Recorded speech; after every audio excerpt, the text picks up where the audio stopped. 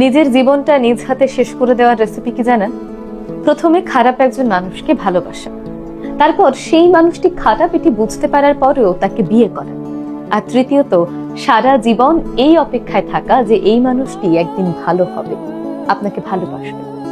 বিশ্বাস করুন, খারাপ মানুষকে ভালোবাসা বা যেই মানুষটি আপনাকে ভালোবাসে না বরং মিথ্যে ভালোবাসার অভিনয় করে, তাকে ভালোবাসাটা হলো এক প্রকার ভুল, বলতে পারেন সবচেয়ে বড় ভুল।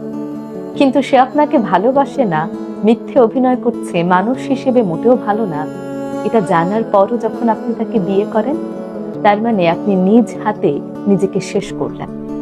আর সারা জীবন এই অপেক্ষায় থাকা যে এই মানুষটি একদিন ভালো হবে, আপনাকে ভালোবাসবে, আপনাকে মূল্যায়ন করবে, এর মানে হলো তিলে তিলে নিজেকে শেষ করে দেওয়া।